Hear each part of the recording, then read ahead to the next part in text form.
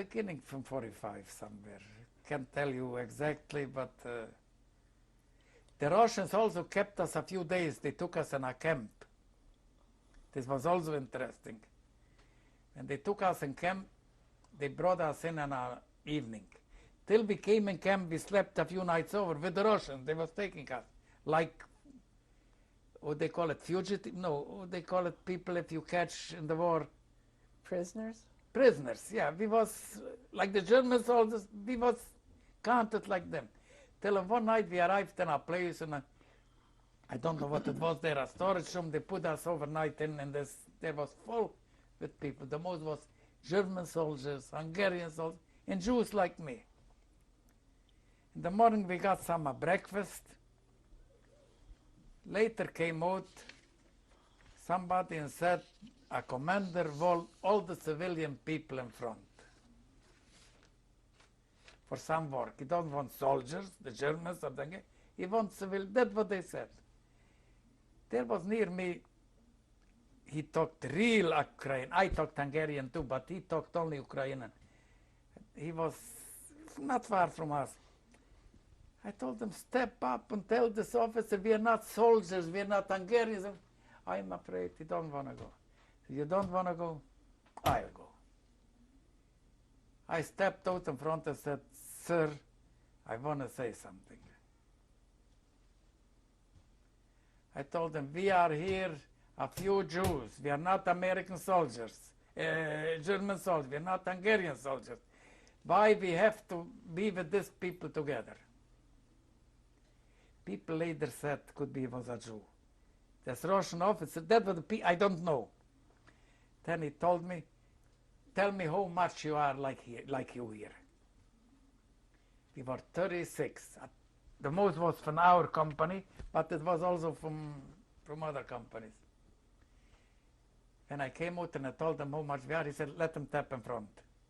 They stepped out in front. He looked at us and said, everybody takes his baggage and you are out from here, you are free. What kind of assistance or help did the Russians, what kind of help did the Russians give you? Nothing. Tell you something else. I had, you know, from war, from chaps, or how you call it. You know, this, want me to show you what it is? You know, the warm hat.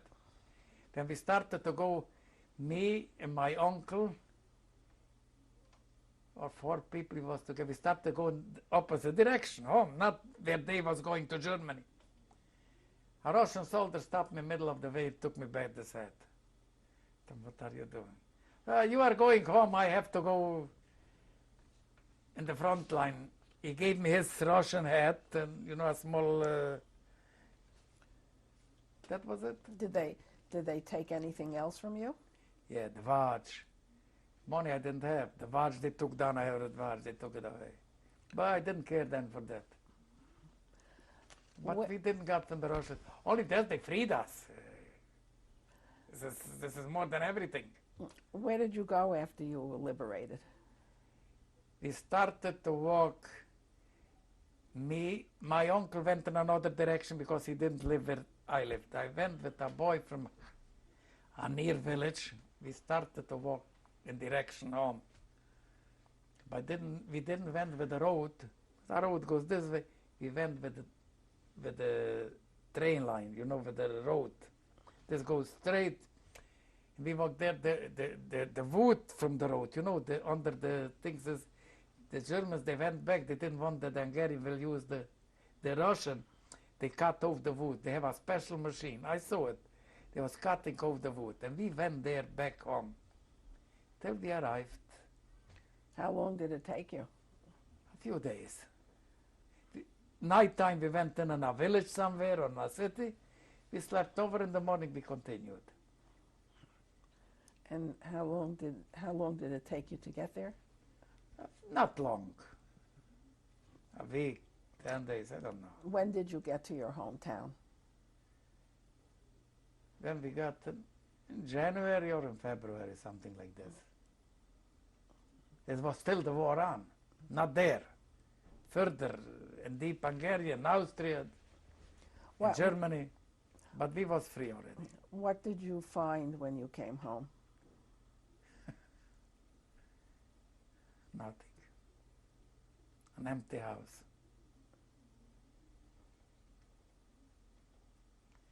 I found around the Hungarian people, they started to talk nicely to us, but it was false, everything. I didn't believe them already. And then they took me out for a day, work the Russians, to a bridge in the next village.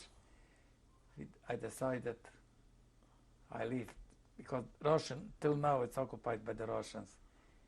I came Thursday afternoon, I think Monday morning or Tuesday morning, we left a few people in direction to Sătomare, Romania.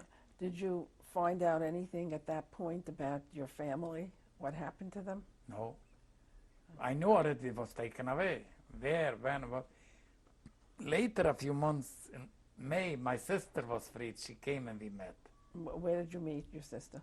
What? Where did you In meet her? Sătomare the first time. And later, her boyfriend came home. He find out about her, and they got married by me where I was living.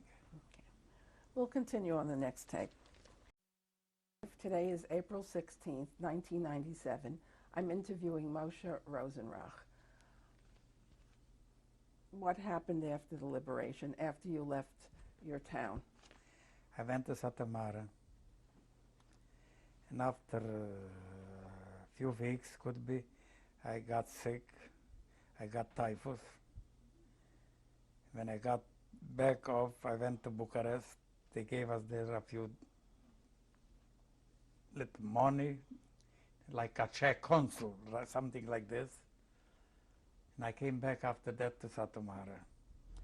Sătomare, and one day I met a man with whom I was in working camp.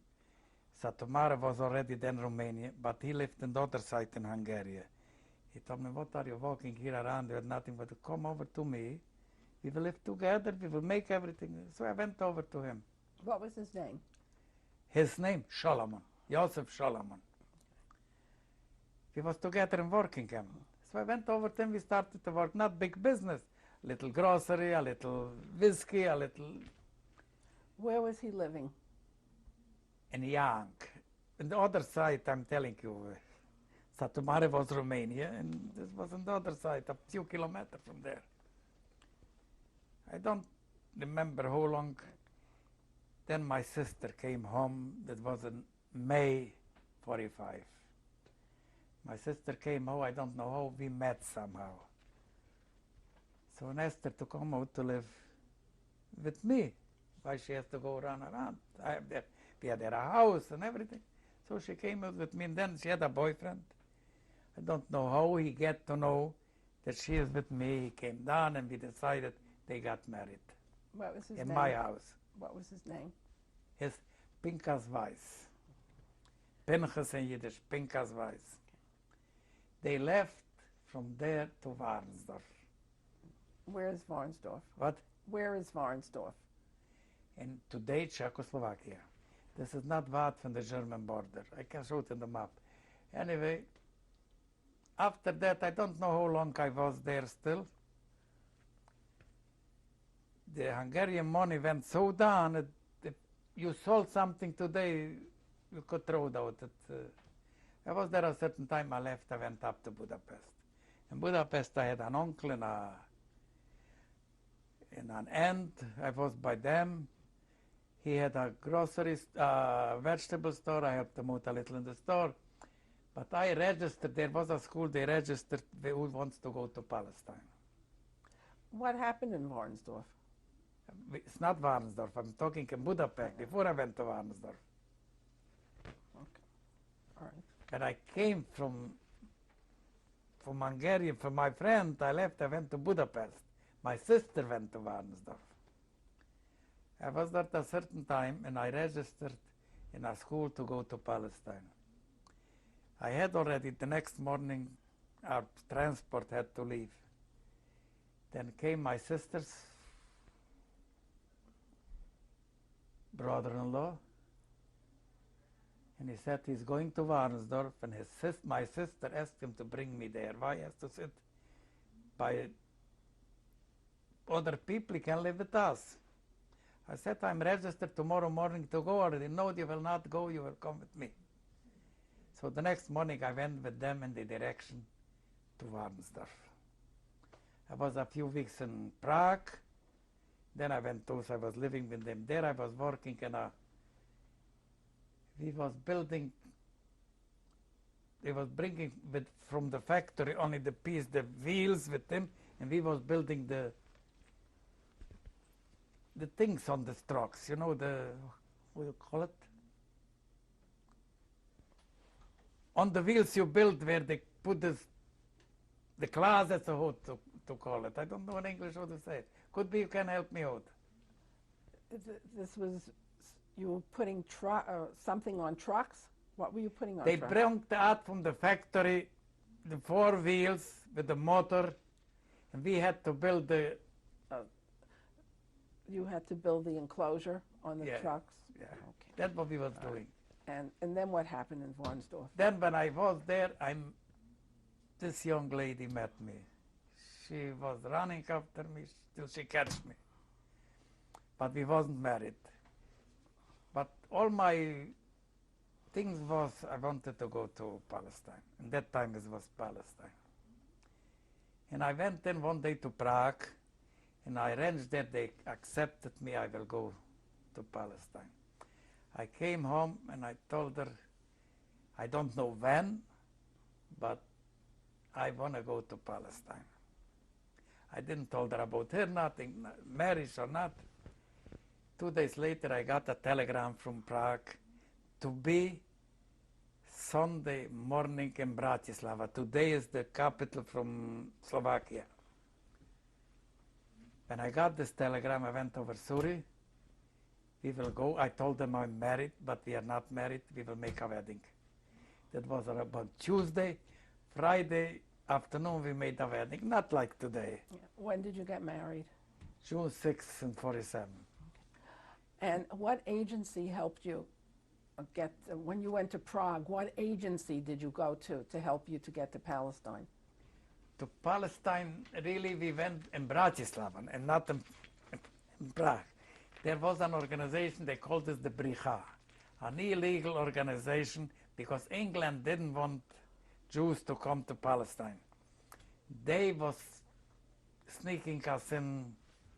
We didn't, because she got pregnant and then she had a boy. They needed young people. If I would go with the there, they would take me right away.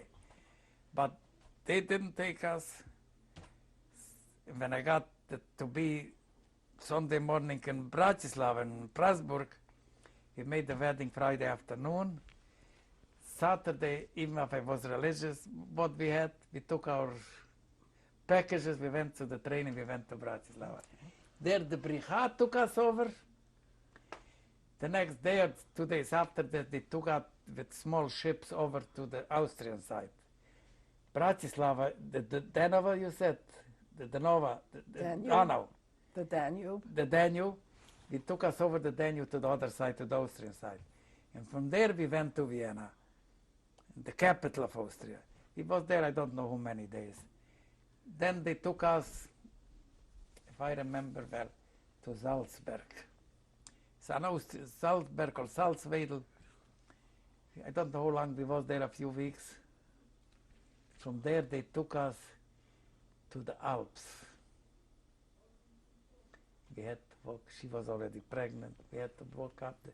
It was, you know when Tisha B'Av is? You know what Tisha B'Av is? Explain it. Tisha B'Av is in the middle of the summer, we after the Holy Temple, we cry, we pray for the Holy Temple. And in that time we went the hills. It's the middle of the summer, and the top was snow. Who took you over? The Bricha. There are a few people, they was bringing us up. We arrived to the other side. We was there in a barn, they placed us, because the Englander was ordered Italy not to let come in Holocaust survivors. They had to do it under the table.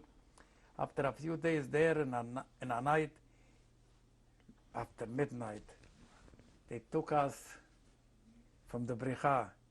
We went out to a certain highway. There was waiting buses.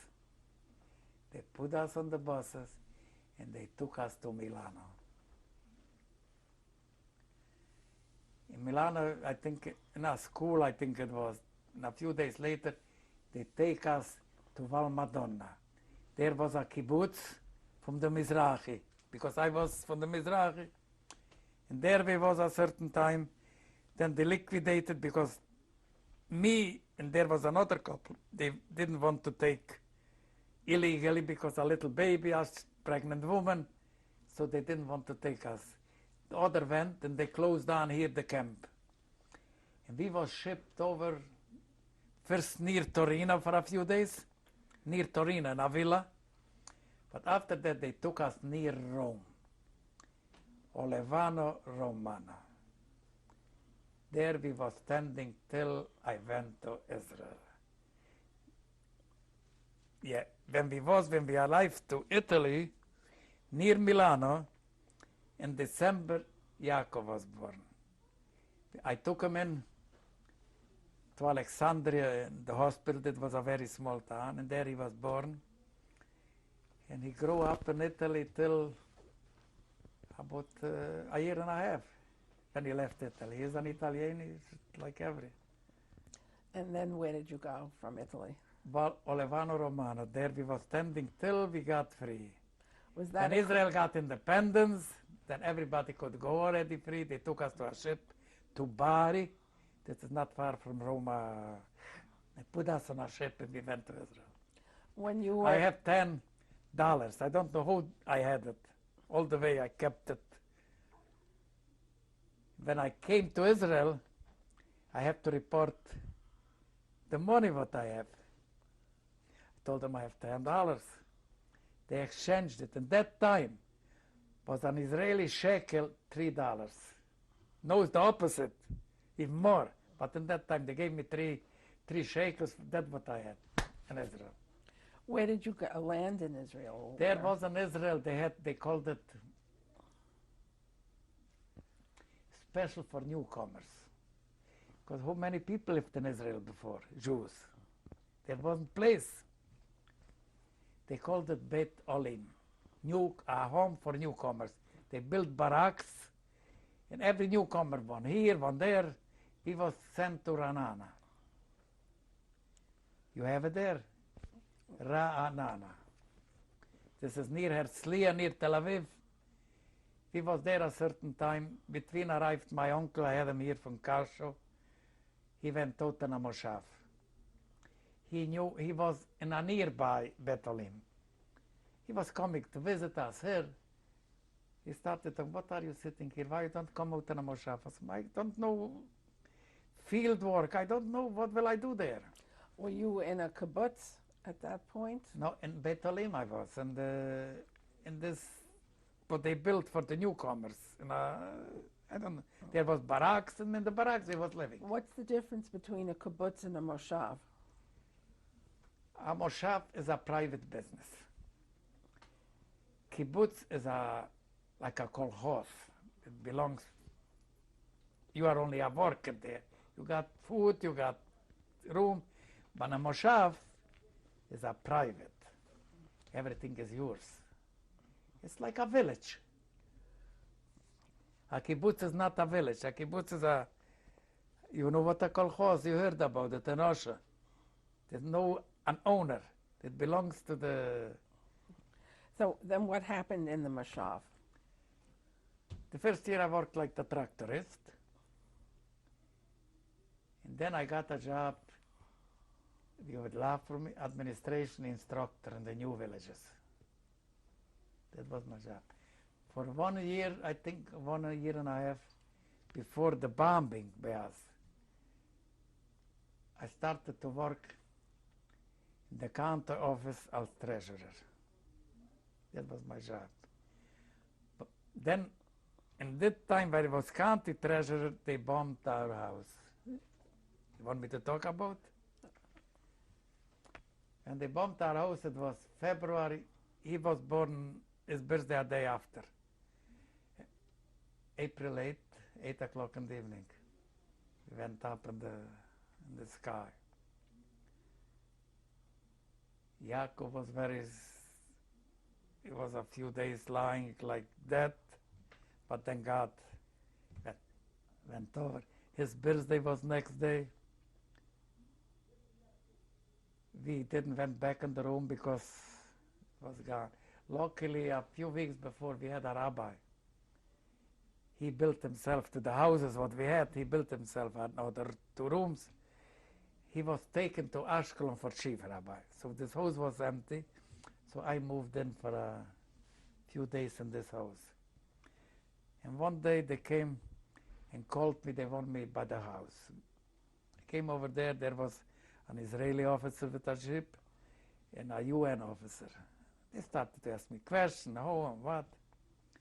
The police gave out approximately from 5 till 7 kilo dynamite was put under the house. And this UN officer, as the Jewish officer, told me English because I didn't talk English. Then he kept something like a speech. The UN officer, I asked the Jewish, what is he saying? He said, according to the police, he is not wondering the house is gone, he's wondering that somebody alive came out from this house. Because it was, that was it. She got very sick. I was sick the days when the kid was in hospital. She got sick after that. And from that time on, she is not the woman what she was. The doctor from our Moshe sent her into Kaplan and Rehovot, the hospital, to a specialist. He called me in after this, but Mr. Rosenrauch, you have to leave the village. You need some papers. I'll give you everything. You have to leave the Moshe. So I started to look, and I find in Rehovot an apartment. I bought them. And I worked like administration instructor. I was my boss. I went what I want, how many hours I want. In the office there, I had to make time from 8 till 5, an hour lunchtime. And from Rehovot to come in there and back is 4 hours to come in and go. I was 14, 15 hours, and it was a little, so I quit the job and I went back for administration instructor. There I was